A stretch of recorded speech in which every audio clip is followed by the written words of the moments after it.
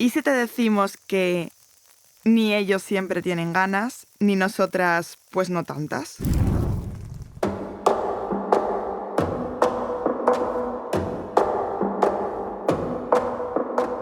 Hemos derribado una barrera. Parece que poco a poco ya no nos tachan de locas por tener que ir al psicólogo. Y al menos cada vez podemos hablar más de esto. En cuanto a mi autoestima, totalmente relacionada. O sea, yo cuando tengo mucho estrés y muchos nervios, cero ganas. Y cuando estoy pasando por muy buena época, estoy súper happy flower, molte ganes. Pero queremos derribar otra. Queremos explicarnos qué pasa con nuestra sexualidad cuando no estamos bien. ¿Qué pasa con nuestros vínculos cuando tenemos ansiedad? Con nuestra autoestima cuando nos ha dejado tocadas la gordofobia. O con la libido cuando estamos con un tratamiento médico. Hubo una época en la que lo estuve pasando personalmente bastante mal. Tuve muchos problemas familiares y aparte no me iba nada bien en la universidad. Entonces empecé a utilizar el sexo como vía de escape y aceptación. Hubo un momento en mi vida que alcancé lo que yo considero una segunda pubertad, en la que de repente no reconocía mi cuerpo, así sin cambiar ningún hábito ni nada, y estaba súper descontenta con mi cuerpo y estaba con la libido por los suelos. No hay salud mental sin salud sexual, ni salud sexual sin salud mental. Están tan relacionadas que la mente y el sexo han sido tomadas como problema y remedio la una para la otra. Han formado siempre un círculo. Vamos a intentar cerrarlo. ¡Fuego, fuego, fuego! ¡Ay, cómo vuela esta bocina! ¡Fuego, fuego, fuego! ¡Ay, que no que son sardinas! Escuela de Calor, un podcast de Bloom. Habrá quien se pregunte qué sentido tiene que la Escuela de Calor hoy se abra para hablar de salud mental. Pero es que la sexualidad no solo tiene la esfera física. La mente juega un papel tan importante como los propios genitales. Y nuestra invitada es ya una cara habitual en Bloom, Mara Jiménez, conocida en redes como Croquetamente. Bienvenida. Muchas gracias, ¿qué tal? ¿Cómo estás? Muy bien, contenta de que nos visites hoy, porque además creo que podemos hablar de millones de cosas que no te imaginas dentro del ámbito sexual o que habitualmente no se relacionan con la sexualidad. Total, yo creo que al final hay como muchos aspectos que no tenemos en cuenta, ¿no? En este ámbito, y que sí que se centra todo como en los genitales, pero que hay muchísimo más, ¿no? Hay muchas más componentes que tienen que ver y que influyen en ello. La primera pregunta que le hacemos a todas las invitadas, y yo creo que también 1000 veces lo repetimos en redes y tal, y es ¿qué tipo de educación sexual tuviste tú? ¿Qué tipo de educación sexual te dieron? ¿Hubo alguna? Nula, absolutamente. Creo que como la mayoría de mi generación o incluso de las anteriores. O sea, al final yo tuve la típica clase en el colegio de ponerle preservativo a un plátano y eso fue como lo máximo a lo que aspiraron en explicarme el tema de la sexualidad. Y además es algo que en mi familia también se vivió como con mucha vergüenza, como con mucho silencio, mucho secretismo. Entonces al final te vuelves un poco autodidacta y eso, pues claro, tienes tus riesgos, ¿no? De encontrarte con información que no te va a ayudar o que no te beneficia en todo ese campo y con muchas creencias falsas, ¿no? Que tú misma te crees y que al final pues te van acompañando hasta que decides darte cuenta de que no son así, ¿no? O apuro de prueba-error, ¿no? Total, sí. En plan, fallo, vale, que no, que igual esto no me está sentando bien. Exacto. Ya. Oye, y en esta nula educación sexual, ¿te hablaron de la esfera emocional?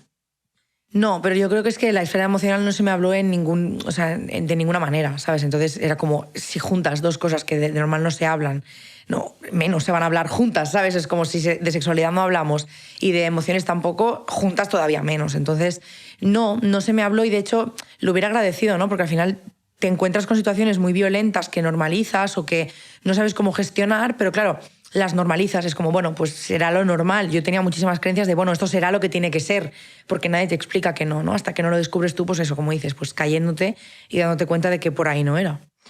De hecho, tú en redes al final eres activista y hablas mucho de de la autoestima, de cómo nos vemos, de cómo nos percibimos, pero también has visibilizado problemas de salud mental, problemas de ansiedad, eres muy honesta con esto y hasta hace 2 días era imposible pensar que una persona a la que tenemos como referente hablase de que iba al psicólogo. Era en plan, esta persona está loquita. Ya, yo creo que es un poco nuestra responsabilidad como creadores de contenido. De hecho, yo me alejo mucho siempre del término influencer porque siento que no formo parte de ese colectivo. O sea, es un colectivo el que al final se imposta toda la realidad y yo no quiero formar parte de eso, ¿no? Yo quiero que la comunidad que llegue a mi cuenta encuentre no solamente un contenido de valor o del mayor valor posible, sino una transparencia y que claro que inevitablemente tenderán a compararse conmigo, ¿no? Porque al final pues, tienes más seguidores, tienes una vida aparentemente idílica, pero no quiero que romanticen toda mi vida y piensen que en los 4 stories que subo en un día son mi realidad. O sea, tienes que ser transparente con tu comunidad para que de alguna manera también seas más cercana, más humana, te muestres más persona. Que si no pareces como súper endiosada, ¿no? Eres creadora de contenido y wow, ya y todo te va bien, ¿no? Claro, tía, y como wow. ya y como te hacen fotos guays y vas a photocalls y tienes wow, todo es maravilloso, ¿no? Oye, y me parece hoy y siempre, importante preguntarte, ¿qué tal estás? ¿Cómo estás? Pues justamente estoy en un momento bastante complicado de mi vida. Es como esa paradoja de los creadores de contenido, sí, que lo que tú decías, ¿no? Que es como que se idealiza mucho nuestra vida y yo tengo la bendición de poder trabajar de algo que amo y que es mi pasión desde muy pequeña, pero que también me ha costado pues, mi salud mental y física, ¿no? Entonces estoy en un momento muy complicado porque han sido unos meses de mucho estrés, de muchísimos cambios en mi vida que han pues, desembocado en un trastorno adaptativo que es lo más parecido a una depresión, de la que pues, bueno, me cuesta mucho estar aquí, salir de mi casa, ducharme sola, maquillarme, entonces todo supone un esfuerzo como mucho mayor. Y eso es un proceso en el que, claro, lo quieres acercar a la gente, pero a la vez no, porque no quieres ser como el cencerro, ¿no? Como sabes que la gente ahí fuera está mal y que tú tienes una posición de privilegio, entonces es como esa dualidad también te la pones tú en la espalda, ¿sabes? De ¿qué hago? ¿Lo digo o no lo digo? ¿Me muestro sincera o no me muestro? ¿Prefiero ser el buen rollo de Instagram o ser honesta y decir, pues mira, hoy tengo un mal día? Entonces, bueno, ahora mismo, hoy estoy contenta de estar aquí, también nos he desvirtualizado después de mucho tiempo trabajando juntas, pero es verdad que es un momento complicado para mí. Bueno, pues con todo y con eso me alegro de que hayas venido tan bella, porque no la estáis viendo, pero podéis verla en vídeo. Nada como una buena chapa y pintura. Es que vamos, estás maravillosa, nadie lo diría, que tampoco hace falta estar hecho una mierda para estar hecho una mierda por dentro. Absolutamente, y es peor, porque me ves así y nunca lo hubieras dicho que no. Sí, es como que al final las máscaras nos las vamos poniendo, yo soy una profesional de las máscaras, entonces es un gran problema, es lo que estoy trabajando. Oye, ¿y cómo crees que conecta precisamente esa máscara y eso es lo que hay detrás, que es la salud mental y toda esa parte más emocional con la sexualidad? Al final sabemos que todo es cerebral y todo es mental. Entonces, incluso el placer, ¿no? El imaginario que tenemos del placer, cómo se desarrolla, por ejemplo, un orgasmo, todo esto parte en la mente también. Entonces, si tú no tienes bien gestionada tu mente, por tanto tus emociones, y tienes inseguridad, tienes baja autoestima, no te sientes a gusto, no tienes ni siquiera nociones de cómo tiene que funcionar el sexo para ser placentero, para ser funcional, vamos a decir, pues evidentemente hay una colisión que te va a impedir disfrutar del sexo y sobre todo hacerlo en un ambiente seguro, un espacio seguro, ¿no? En el que tú te sientas cómoda y puedas pues, desarrollarte o desenvolverte pues, plenamente, ¿no? Entonces tiene muchísima relación y al final nos limita mucho cuando tú no te sientes bien contigo misma o incluso cuando estás en una situación que es violenta para ti en el sexo, el no saber poner límites, el no saber qué está bien y qué está mal, todo eso es muy peligroso porque al final te influye no solamente en tu placer, sino en que el cuerpo tiene memoria, tías, y esto tenemos que tenerlo muy en cuenta, que al final las situaciones violentas que vivimos en el sexo, todo lo que tenemos ahí guardado, el cuerpo se acuerda de lo que ha pasado, ¿no? Y también hay que tratarle con ese mimo para sanar todo eso que ha pasado a nivel sexual. Jo, totalmente. Y es que, por ejemplo, hablas de cómo nos afecta eso que nos ha pasado y también nos afecta los mensajes que nos llegan de fuera, porque desde pequeñas crecemos en entornos donde si tienes ese apetito sexual o manifiestas que tienes un deseo sexual, entonces es que probablemente seas una guarra. Total. ¿No? Y en cambio al revés. Es que mi pareja no quiere tener relaciones o es que tal, y entonces eres una frígida y en plan esta tía, buf, qué bajón, ¿sabes? En plan vaya monja. Total. Entonces, como que todo eso nos afecta. ¿Tú has notado que que eso te haya limitado en algún punto de vivir tu sexualidad de forma un poco más abierta? O sea, yo creo que en mi caso fue como que nunca se me había hablado de sexo o de sexualidad de pequeña, entonces yo no recuerdo, por ejemplo, el típico recuerdo que todas tienen de... yo recuerdo la primera vez que me masturbé, yo cero, o sea, tengo cero conciencia de cuándo fue la primera vez que me masturbé, o sea, no recuerdo explorar a mi cuerpo, porque no sentía que fuera algo necesario porque nunca me habían hablado de ello, ¿sabes? Yo con 10 años pues todavía creía en los Reyes Magos y seguramente en la cigüeña también, o sea, era muy inocente en ese sentido. Entonces sí que recuerdo que cuando me descubrí ya el sexo, ¿no? Cuando ya en la adolescencia se empieza a hablar más de esto y ya tengo mi primera relación sexual, luego tuve un periodo en el que, conectando justo con lo que hablamos antes de las emociones y la sexualidad, yo buscaba la validación que yo no me daba en acostarme con hombres. En ese momento no sabía todavía que era bisexual, entonces yo pues me acostaba solamente con hombres cis. Entonces, claro, me validaba a través de ellos. Entonces, cualquier tipo que a mí me mirara y con una poquita de deseo, ya hasta ya me sentía que me tenía que entregar a esa persona. Claro, ¿a qué conllevó eso? Que yo en una época sí me consideraba la zorra de mi grupo, pero era algo guay, o sea, que a mí me consideraban como la puta, la gusto. Zorra, claro, la que se acuesta con un montón, la que sale de fiesta y está con 3 tíos. ¡Wow! Eso entre mis colegas era como la de Dios, has triunfado este fin de semana. Pero yo, sin embargo, sentía un vacío, tía, después de que eso pasara y no entendía por qué no casaba la sensación de lo que tenían los de fuera a cómo yo me sentía, ¿no? Entonces fue bastante complicado. Entonces sí que he tenido esa época de sentir que tenía que tener mucho más sexo porque es como lo estándar. Hay como tanta desinformación y tanto mito de cuánto sexo hay que tener, con cuántas personas, cómo tiene que ser. Joder, que luego tú no lo tienes y dices, hostia, me siento mal, me siento insuficiente, ¿sabes? Ha habido mucha estigmatización tanto con la sexualidad femenina como con la enfermedad mental.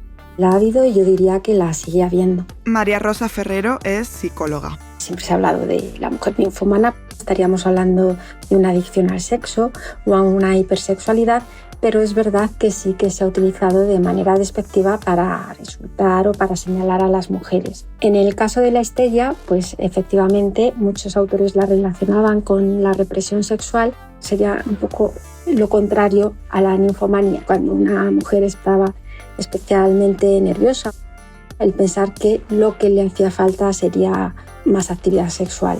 Son 2 buenos ejemplos de cómo se ha estigmatizado estas 2 cosas, tanto en la sexualidad femenina como en la enfermedad mental. Por ejemplo, las personas que están bajo un estado de estrés crónico sufren una disminución significativa del nivel de testosterona en sangre, o el aumento de los niveles de cortisona plasmática que acompañan al estrés también puede hacer disminuir el interés sexual. Es que justo esto que comentas de cuánto sexo hay que tener, esto está bien, esto está mal, nos hace dejar de escuchar tu propio deseo o cómo estás en ese momento, y además muchas veces conlleva frustración, ¿no? Porque eso de el ritmo sexual o la vida sexual, pero ¿qué significa una vida sexual activa? ¿Cuántas veces tal? Tú... no sé, quiero decir, ¿tú alguna vez te han preguntado o te has sentido como menos porque, pues es que con mi pareja nosotros no lo hacemos tanto? O yo pienso que todo el mundo lo hace muchísimo y yo no tengo tantas relaciones sexuales en tal. Incluso te diré que entendemos relaciones sexuales con... tenemos sexo con penetración, hombre con mujer, todos cis, y no consideramos que tu sexualidad se esté cuidando con tu pareja cuando tenéis momentos de cariño. Claro, yo creo que eso también depende mucho de la persona con la que estés. O sea, yo he tenido parejas con las que sí que el ritmo sexual era muy bajo y eso me hacía sentir muy mal porque... Claro, aquí entrarían otros factores, ¿no? O sea, lo primero es eso, entender como que cada uno tiene sus ritmos y que a lo mejor una pareja pues tiene relaciones todos los días, pues muy bien por ellos, o 2 veces al día, pues perfecto, pero luego a lo mejor tú pues tienes menos ritmo y eso no significa que tu pareja esté, ¿no? Tu relación esté en peor momento o que esté pasando un bache o todo esto que nos metemos en la cabeza como de que es que si no tengo relaciones sexuales, yo qué sé, 1 vez al día o cada 2 días, pues es que ya mi relación se va a pique. Bueno, pues no, o sea, al final hay tiempos, hay cansancio, hay emociones que a veces pues no te apetece estar así. Pero también es cierto que depende mucho del tipo de pareja que tengas o de cómo sea vuestra relación. Porque eso de entender la sexualidad como algo más que una relación sexual con penetración también depende mucho de la persona. Claro, yo he estado con parejas que para ellos el sexo era eso. Entonces luego no podía disfrutar de a lo mejor unas caricias y ya considerarlo un acto sexual o un acto de de unión o de intimidad, ¿no? Y en cambio con otras parejas, pues sí que tienes ese momento de abrazarte o incluso de tocarte de alguna manera un rato y dedicarte ese tiempo a acariciarte, a besarte y tal, y ya lo consideras una relación sexual aunque no haya un orgasmo, aunque no haya una eyaculación o aunque no haya una penetración en sí misma, ¿no? Y justo hablamos de esa apetencia o de esas ganas, porque también condiciona mucho la parte mental a nuestra libido. Y no es lo mismo y no siempre estás igual de bien. Tú antes, pues tú justo contabas, te afectan muchas cosas, ¿no? Hay muchos factores que afectan y las cosas suben y bajan. Y eso nos hace sentir de una forma o de otra, pero no somos capaces de entender que igual no es que tu pareja no te desee, igual es que tu pareja verdaderamente está gestionando otras cosas. Absolutamente. Claro, es que aquí también hay ese mito, ¿no? Jo, tía, yo he estado con parejas hetero que los tíos cuando yo no quería tener relaciones era como la de ¿pero por qué? O sea, ¿por qué no quieres tener sexo conmigo? ¿Sabes? Y entonces aquí entra otra cuestión como muy complicada, ¿no? Y que esto es súper importante que la gente lo entienda, de que es que no quiero tener relaciones contigo, es que no es no. O sea, no es solamente no al señor del callejón, no es no a mi pareja, tía, porque yo he vivido abuso sexual en la pareja y es muy jodido, porque al final tú sientes, cuando no tienes la información, que como mujer, porque encima se te suma todo el patriarcado y todo lo que te cuentan en la cultura machista en la que vivimos, de que tienes que satisfacer al hombre sexualmente. Aquí a cada uno también se tiene que gestionar sus caquitas. O sea, que yo te diga que no quiero tener sexo contigo hoy no significa que ya no te desee, significa que hoy, pues a lo mejor estoy gestionando, pues eso, meterme en la ducha. O sea, cuidado, es que a lo mejor no tengo tiempo para pensar en una hora de sexo porque no soy capaz de desnudarme ahora mismo y de tener ese momento de concentración, ¿sabes? Entonces es súper importante que en el sexo siempre haya consenso, que parece una cosa como muy obvia, pero es que no. O sea, muchas veces nos forzamos a, venga, es que es mi pareja. Pues no, pues a lo mejor tienes que estar 1 semana o 2 semanas sin tener sexo, pues chica, porque cada uno está como está, ¿sabes? Y es súper importante que tu pareja respete eso y me parece una de las mayores red flags que puede haber en una pareja. O sea, si tu pareja no entiende eso, vete pero por la puerta grande, porque es que al final es un momento tan íntimo que va a dejar huella en tu cuerpo y en tu mente. Entonces, si tú te fuerzas a tener esa relación sexual, después te vas a sentir mal, porque no habrás hecho caso a tu cuerpo, y hacernos caso y escucharnos y atender nuestras necesidades es que es primordial en todo.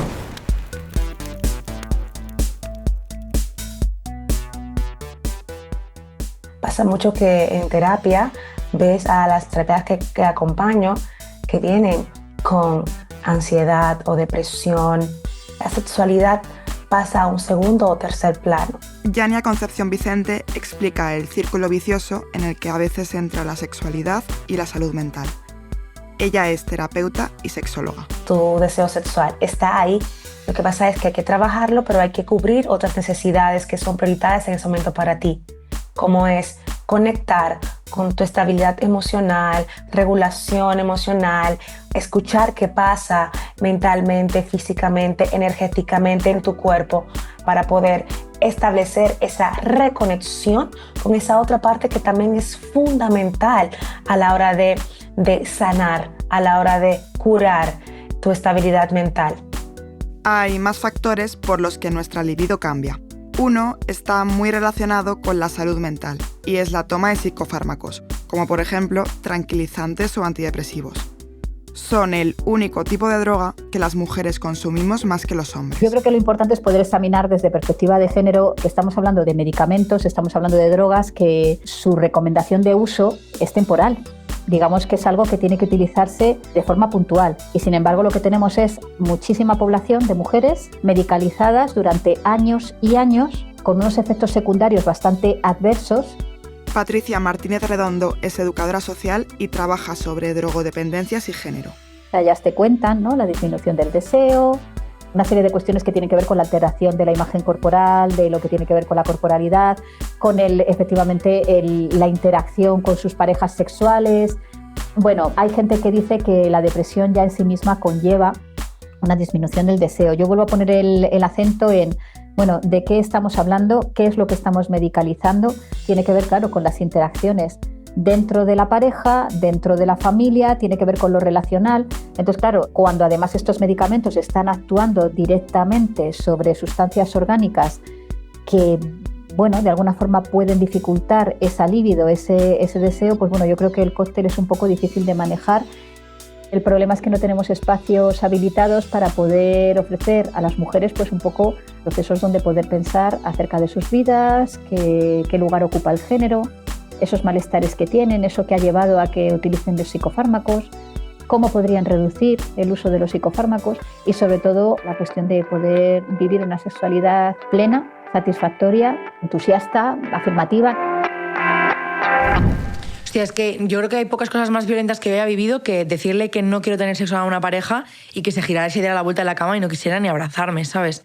O sea, eso es muy tocho, tío, porque al final, es que, ¿en qué lugar me estás dejando a mí con mi necesidad, con mi cuerpo, con mis sensaciones y con todo lo mío, ¿no? O sea, que tú cojas y yo te diga que no y lo que hagas es ponerte de morros y girarte de la cama y no seguir hablándome, es como, bueno, quizás es un momento de dejar de pensar en tu falo y pensar en que yo también soy un ser humano en el que también quiero poder expresarme. Entonces, claro, luego te encuentras con una pareja que es normal, porque es que no estamos viendo nada extraordinario. O sea, hay gente que es normal.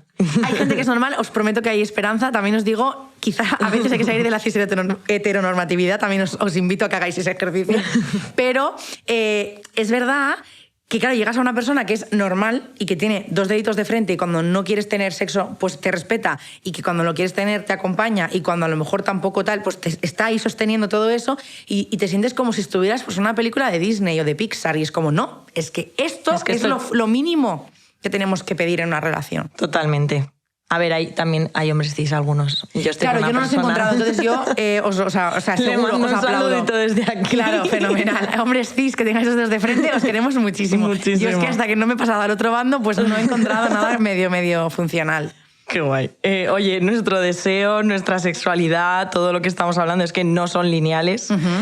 Ni en ti, ni en la otra persona, ni en las otras personas, si es que te mola estar con varias, pero es que si no estás bien en general, estrés, cansancio, autoestima, algún trastorno, presión, ideas que tú tienes del sexo, cómo tienes que satisfacer a la otra persona, todo eso te afecta. Entonces, a ver qué te parece a ti esto, porque es que sentimos que vivimos con una especie de percentil del sexo, ¿no? En plan, tengo pareja, somos jóvenes, pues entonces las relaciones sexuales en la semana deberían ser estas. X, sí. Sí, de hecho yo me acuerdo hablar con una de mis exparejas de, es que estamos así con 20 años, ¿cómo estaremos cuando tengamos 50? Y eso lo decía yo, O sea, pero porque a mí me preocupaba muchísimo eso, porque yo me di cuenta, hace demasiado poco, que yo buscaba todavía esa validación en el sexo. Es como que, como siempre, o sea, yo me he quedado ese constructo de que mi cuerpo es menos deseable que el de las demás y, por tanto, cuando una persona se fija en mi cuerpo, la forma de validar ese cuerpo que yo muchas veces no me sé validar es a través del sexo. Entonces, si yo puedo hacer disfrutar a una persona con mi cuerpo, entonces mi cuerpo es válido. Sí, es como esa asociación absurda, pero en mi mente funciona así. Y en otras cabezas funciona así. Entonces, claro, esto lo que hace es que tú sientas que tienes que tener un mínimo. Y claro, piensas, si esto es así ahora, va a ir en decadencia cuando tengamos más años. Entonces, yo tengo como... Cada vez voy a dar como más... tal, ¿sabes? No claro, me voy a sentir mi cuerpo deseada. Se va a envejecer. Entonces, claro, si ahora no me deseas tanto, cuando me esté peor, entre comillas, estoy encomillando para los que no me veis, esté mi cuerpo peor físicamente, entonces me desearás menos. Entonces ya llegará un punto en el que no tendremos relaciones. O yo me acuerdo alguna vez, hablando con mis abuelas, así como en confianza, del rollo, explicando de esto de, no, pero tus abuelos eran activos sexualmente hasta muy mayores. Y era como, ¿en serio? Yo pensaba que a cierta edad tú parabas y eso ya era como, stop, ya está, aquí, a partir de aquí nada. Da un poco de cringe pensarlo. No, es que yo un día tuve una conversación bastante cringe con mi abuela, claro, que fue en plan, tu abuelo y yo nunca hemos dormido separados. Oh, wow. Y yo, ¿qué significa? Porque claro, yo era más pequeña y era rollo... entendí lo que me estaba queriendo decir, claro, pero a la vez era como, cringe, pero a la vez cringe, para mí es muy cool. Sí. Cookie. Cool. O sea, claro, exacto, porque es que para mí mis abuelos, tanto por parte de madre como por parte de padre, son mis referentes, o sea, como de pareja, porque han sido pues, las parejas de estar ahí, de remar el uno por el otro, de acompañarse, ¿no? De todo.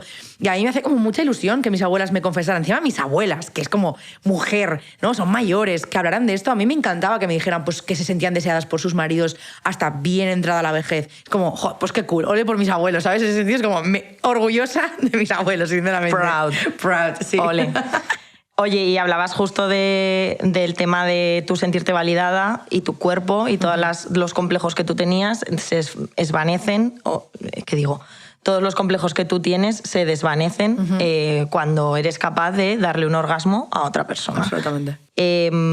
Y tú hablas a veces en Bloom y en tu canal de que, o pones de manifiesto, es que a mí me parece muy guay, una cosa que a muchas nos ha costado, pero que no somos capaces como de verbalizarlo, que es desnudarse ante tu pareja. Ese momento de complicidad que para mucha gente ni lo piensa y otra mucha, normalmente mujeres que no tienen un cuerpo tan normativo, es como, es que para mí esto se me hace un mundo. Claro, o sea, que hay que pensar en la tiranía de la belleza en la que vivimos, ¿no? Y en un sistema que es gordófobo, que ya es sabido, que aunque haya gente que siga queriendo negarlo, pues bueno, es como negar pues, que las croquetas de pollo son lo mejor que existe, que es una evidencia. Entonces, ¿qué pasa? Que aquí tenemos que pensar en que vivimos no solamente en un patriarcado y todo esto que ya sabemos, sino que me voy a centrar en el tema de la corporalidad, ¿no? La tiranía de la belleza y la gordofobia. ¿Qué pasa?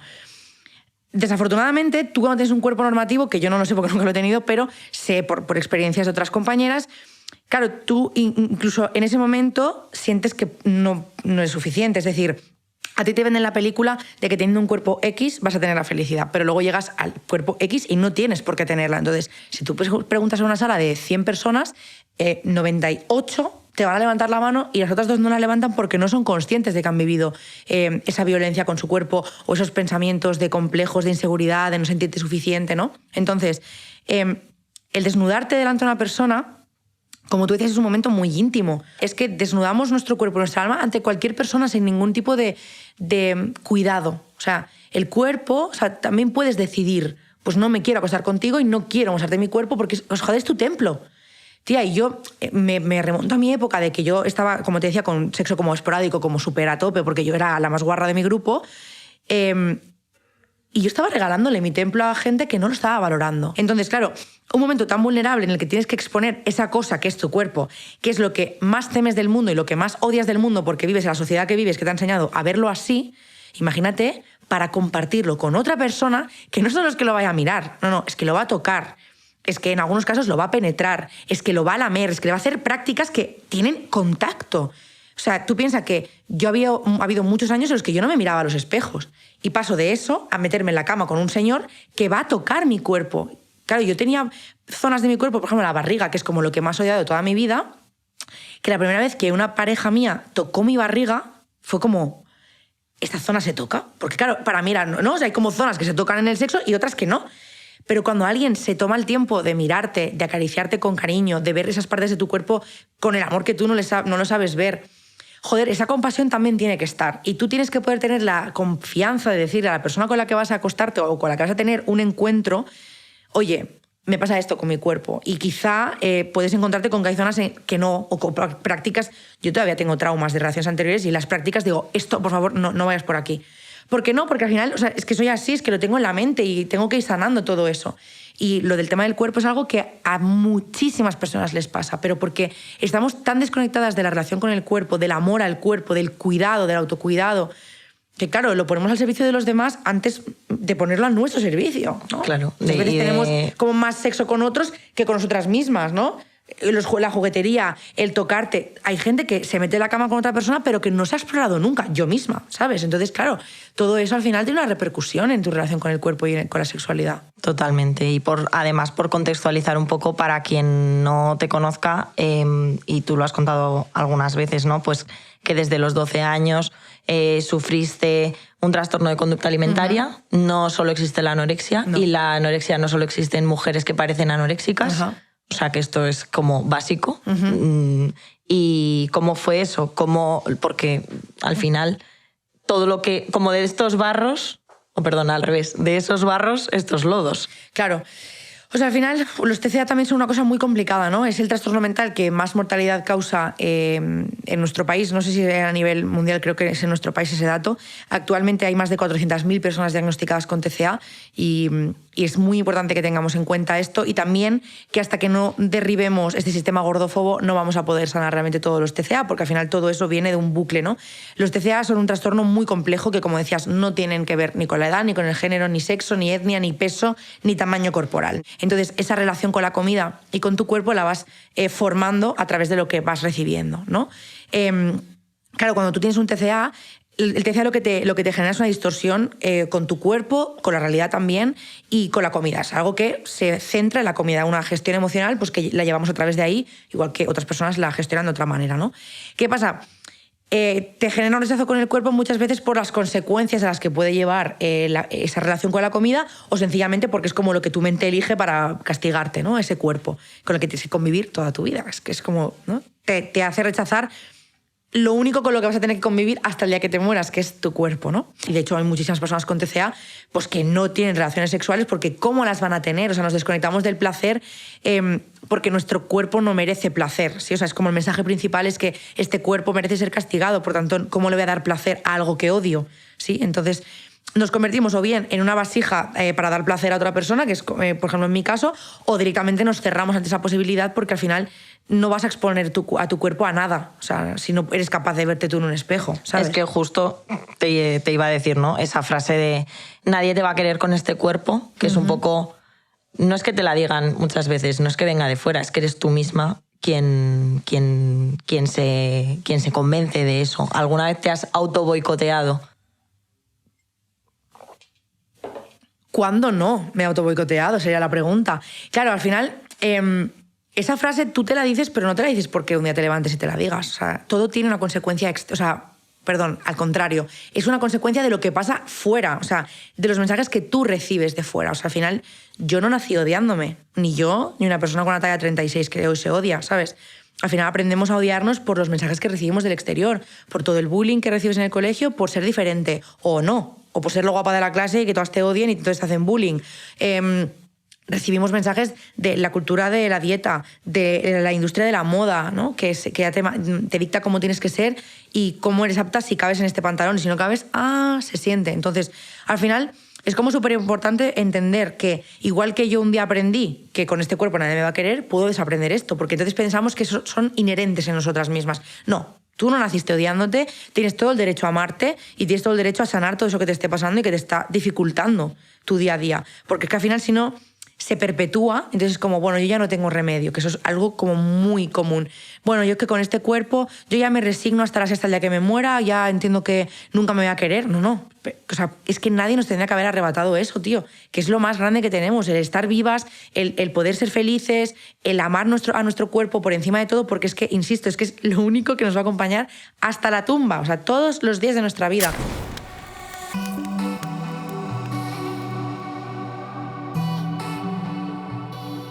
Esa frase que dice, si yo no me quiero a mí, nadie me va a querer.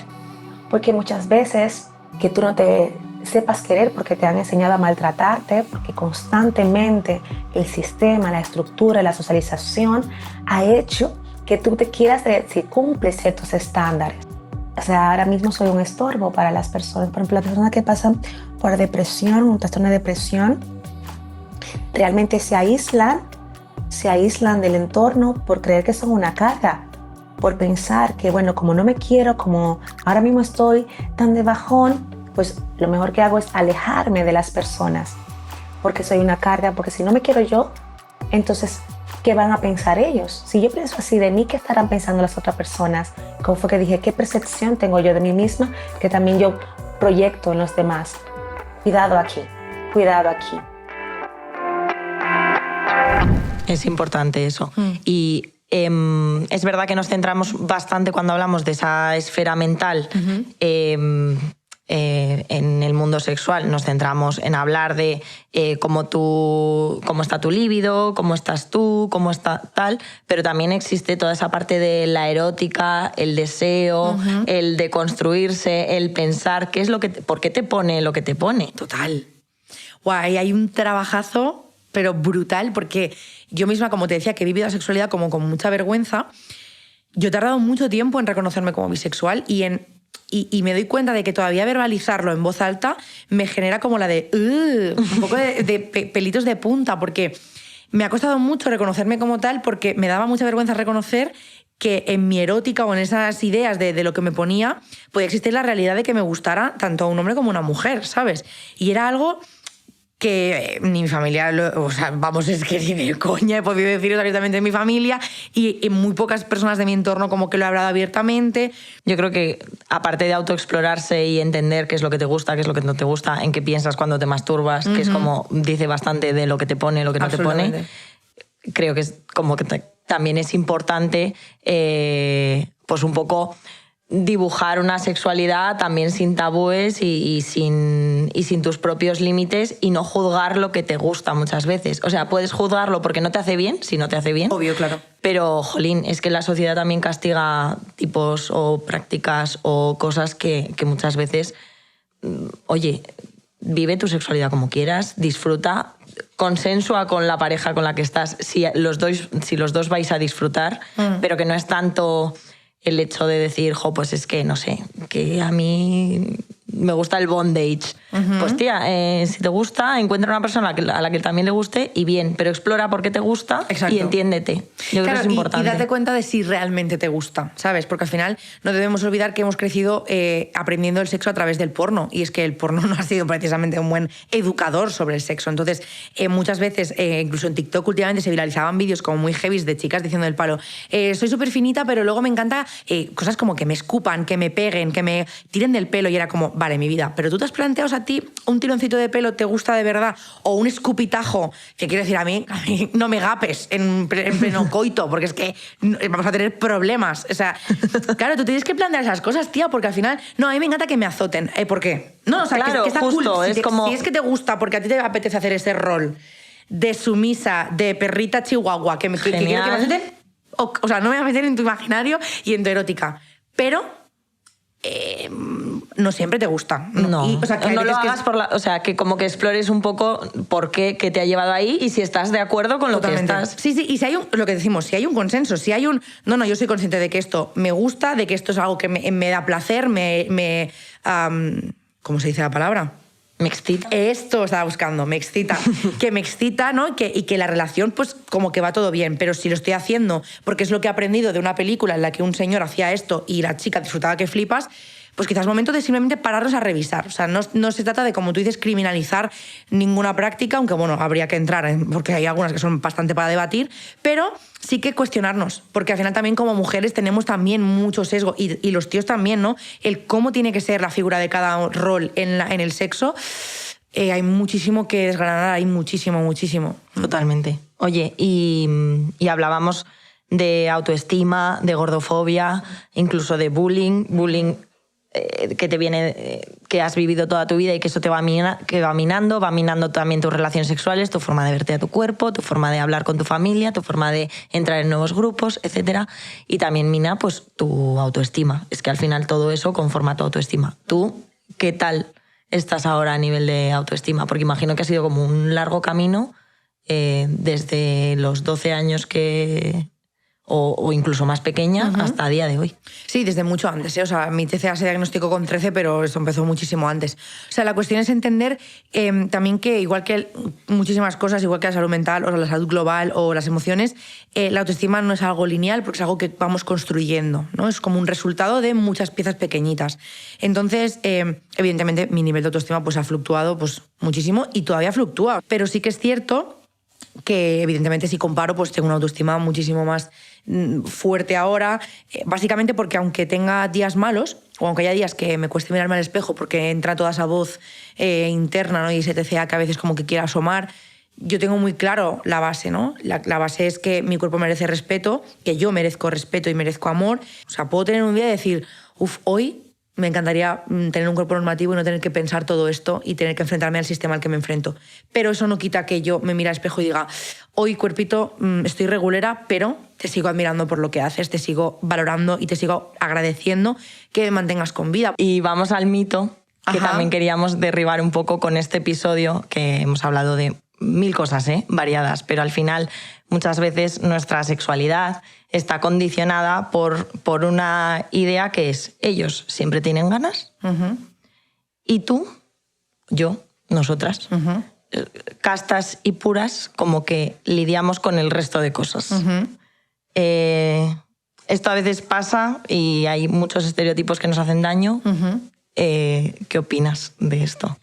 A ver, opino que evidentemente tenemos muchísimo que deconstruir y también que si hay algún hombre que llega a este podcast, dejen de sentir como que esto es un ataque personal hacia ellos, porque en ningún caso me gustaría que o sea, que yo no haya tenido suerte con los hombres cis hetero no significa que no haya hombres cis hetero que tengan que valgar la pena, ¿vale? Pero sí que es verdad que creo que todo esto debería servir como para una reflexión colectiva, ¿no? O sea, al final hay muchísimas creencias que tenemos en cada género, en cada sexo, los tenemos. Entonces, que nos sirva a todos y a todas para hacer esa reflexión, ¿no? De cómo yo como hombre me estoy relacionando con el sexo, cómo estoy tratando a las chicas con las que me relaciono o a los chicos con los que me relaciono en el sexo, qué prácticas me gustan y por qué me gustan, y lo mismo a las mujeres. Entonces, creo que al final todos y todas tenemos que hacer ese ejercicio de reflexión, de empezar a relacionarnos con el sexo de una manera mucho más compasiva, mucho más disfrutona, sin tanta atadura a esas creencias que no nos sirven para nada, y sobre todo eso, siendo muy reflexivos, muy compasivos, teniendo comunicación en el sexo, no teniendo miedo de sentarme con la persona con la que voy a tener esa relación sexual